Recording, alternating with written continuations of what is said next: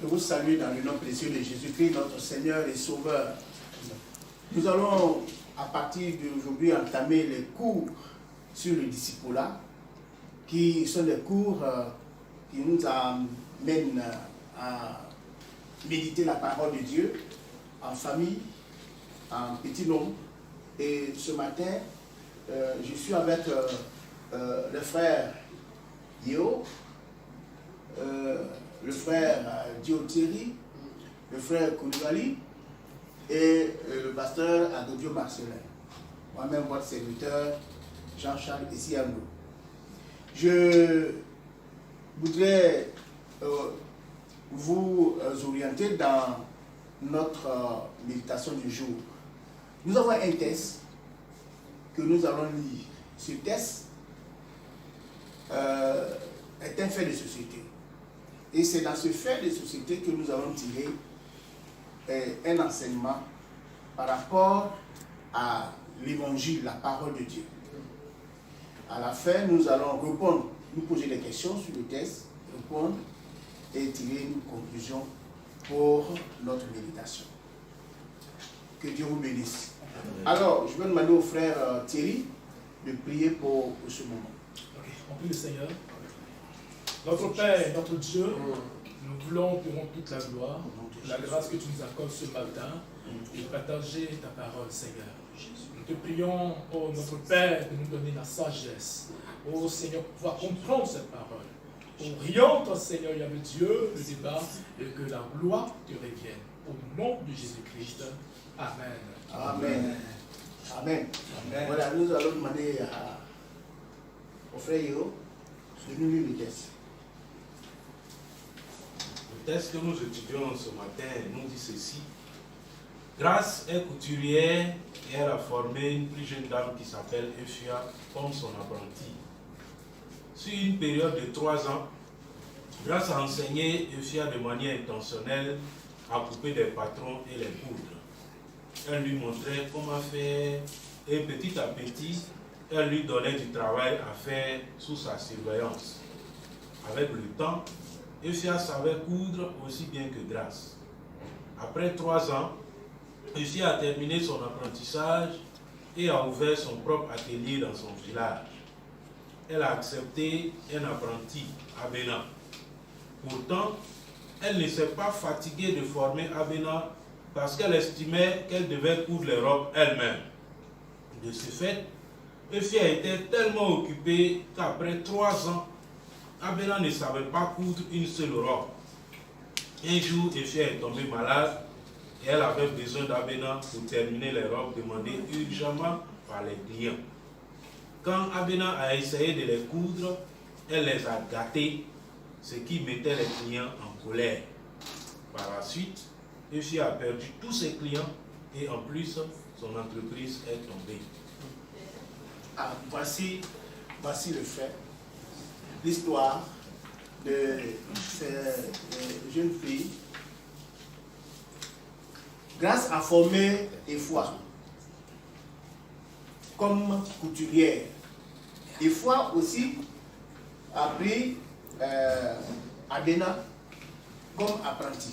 Parce qu'au bout de 3 ans de formation, elle est qualifiée, elle a pu créer son atelier de couture, elle a embauché Abena pour l'aider à travailler. Mais malheureusement, elle n'a pas appris Abena à faire la couture depuis tout le temps que celle-ci est passée à ses côtés. Voilà que elle tombe malade. Elle tombe malade, les clients sont là, réclament leurs habits, mais comment faire? Alors elle a dit à Abena de venir coudre les habits. Elle est venue précipitamment coudre les habits, mais le texte nous dit qu'elle a gâté tous les habits.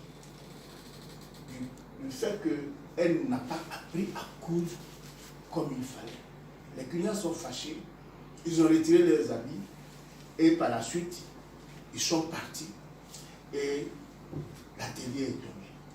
Alors, voici notre histoire. Mais pourquoi Ephia n'a-t-elle pas appris Abena à coudre comme elle. Oui. Pris à Abena à coudre les habits parce qu'elle voulait faire le travail elle-même. Elle voulait coudre les robes elle-même. Elle n'a pas jugé bon vraiment d'apprendre à une fois ce travail parce qu'elle pensait qu'elle pouvait faire le travail elle-même. Oui, elle voulait faire. Si elle remettait les habits plutôt aussi, il faut amener ses habits à Bénin, elle ne pourra pas peut-être mieux réussir comme elle. Donc elle se disait que, voilà, sauf elle seule, c'est elle seule qui pouvait donc réussir à pouvoir mieux faire. Elle allait réussir comme elle, mais pourtant, elle-même, elle sait qu'elle n'a pas appris à Bénin à coudre, à faire la couture. Est-ce qu'elle est consciente que Amina pourra faire la couture comme il se doit? Plus ou moins, elle a fait conscience parce que si elle n'a pas trouvé l'utilité de lui apprendre, ce caractère-là montre même son égoïsme professionnel qui va lui coûter. Elle n'a pas eu le sens même du partage en tant que tel. Bon, elle a fait conscience que celle-ci ne pourrait pas faire le travail comme elle. Voilà. Oui, mais elle était obligée de lui confier le travail parce que. tout le temps avec elle. Oui, assez. Oui, en réalité, ici, comme le dit le pasteur Koudio, on note ici le refus de former son apprenti. Et ce refus-là manifeste dans le sens où tout le temps qu'elle a passé à côté d'elle, elle ne s'est jamais forcée à lui montrer quoi que ce soit. Elle ne s'est jamais engagée à lui donner la formation qu'elle a reçue. Alors, quelles ont été les conséquences? Quelles sont les conséquences de son attitude vis-à-vis de foi et d'Abena plutôt? Alors, je voulais dire que ici les conséquences même sont multiples. Premièrement, Abena n'a pas su coudre. Elle n'a pas su coudre. Elle n'a pas su coudre. Et quand Efwa est tombée malade, on voit que Abena n'a pas su assurer la relève. Elle n'a pas su coudre les habits, n'est-ce pas, des clients qui étaient là. Donc, elle n'a pas su faire le travail. Voilà, on va ajouter à ce que le frère Drissa disait. La deuxième conséquence, c'est que les clients se sont mis en colère, puisqu'elle a carrément gâté tous les habits qui lui étaient confiés. Voilà. Puis, bon, la troisième conséquence, c'est qu'elle a complètement perdu son entreprise, comme le test nous dit que son entreprise est carrément tombée. Voilà. Donc, voici un peu les conséquences qu'on peut énumérer. Donc, les clients sont fâchés et sont tous partis et l'entreprise est tombée parce que l'atelier est fermé. Cette attitude-là de Abena, qu'est-ce que ça nous apprend? Est-ce qu'il est important d'engager quelqu'un pour travailler avec lui lorsque on sait qu'on a une entreprise qui commence à produire? Est-ce que c'est important? Oui, c'est important. Mais est-ce que ces personnes qui sont à côté de nous, qui travaillent avec nous, est-ce qu'on doit bien les former? Oui. La réponse, c'est oui. Oui. On doit bien les former. On doit bien les former. Pour assurer la relève. Pour assurer la relève. Ok, d'accord. Maintenant, dans notre culture, en tant qu'Africain, pourquoi est-ce qu'on n'aime pas investir dans la vie des autres? C'est ce que Efwa n'a pas pu faire. C'est vrai, elle a eu l'intention. Elle a embauché quelqu'un. Mais elle n'a pas pu s'investir dans la vie d'Abena. Oui. Voilà, moi je pense que quand on regarde l'attitude de foi, voilà, c'est une femme qui est orgueilleuse. Hein. Elle voulait peut-être, moi je pense qu'elle voulait tout simplement garder le monopole de la connaissance de ce qu'elle sait. Et dans la société en général, c'est ce que nous remarquons. Voilà, des personnes qui veulent voilà, avoir les discussions d'eux, qui savent apparemment tout, ou bien qui ont cette connaissance-là, qui ne veulent pas partager cette connaissance-là. Oui. Bien souvent dans nos cultures, lorsque nous avons une connaissance, on veut la garder pour avoir le monopole, n'est-ce pas, de la connaissance. Parce que quand on est seul à détenir quelque chose, cela nous revalorise en quelque sorte aux yeux des autres. Donc on n'aime pas partager, on n'aime pas dire aux autres ce que nous savons pour que les regards soient toujours tournés vers nous.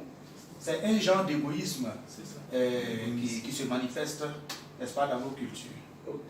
Est-ce que dans votre culture, vous n'avez pas des exemples, par exemple, à partager avec nous? Oui, bien sûr. Oui. Dans la culture Sénoufo, oui, chez les Sénoufo, par exemple. Oui, chez les Sénoufo, nous remarquons effectivement ce manque de partage dans les rapports entre les gens dans la société. Et je vais dire ce que j'ai remarqué, c'est que lorsqu'un Sénoufo a un secret, il a du mal à le partager avec tout le monde. Ils aiment bien garder leur secret à eux et pour eux. Ouais. Pour qu'ils puissent partager le secret avec toi, cela prend du temps. Et non seulement ça prend du temps, mais aussi il faut être patient, il faut être toujours au pied de celui auprès de qui tu attends le secret. Il faut être à ses petits soins, il faut être toujours avec lui pour qu'un jour il décide de te partager pas le tout, un peu. Un peu, tu donnes un peu seulement. Tu donnes un peu seulement et il observe ce que tu en fais avec le peu qu'il t'a donné pour en rajouter et ainsi de suite. Donc en réalité, je laisse une fois. Et quelquefois même, donc il garde cette somme de connaissances en lui jusqu'à ce qu'il meure. Jusqu'à ce qu'il meure avec, effectivement. C'est pourquoi on dit quelque part en Afrique, je crois que c'est Amateba qui a dit ça. Qui a dit qu'en Afrique, lorsqu'un vieillard meurt, c'est toute une bibliothèque. Toute une bibliothèque qui brûle, qui s'en va. Ce sont des mots forts. Ce sont des mots forts. Parce que ici, quand vous regardez la bibliothèque, c'est le symbole d'un grand savoir. Ouais. Quand quelqu'un vous dit, va voir dans ma bibliothèque, la personne ne vous demande pas d'aller voir un seul livre, ni deux livres. C'est plusieurs livres et parfois de plusieurs disciplines. Un savoir presque encyclopédique.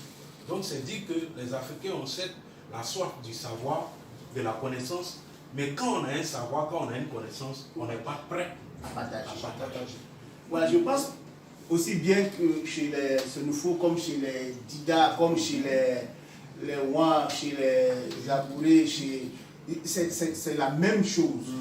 C'est la même chose. Alors, face à cette situation, vis-à-vis de la parole de Dieu, qu'est-ce que Jésus, notre Seigneur, Jésus, notre Sauveur, a comme connaissance, a comme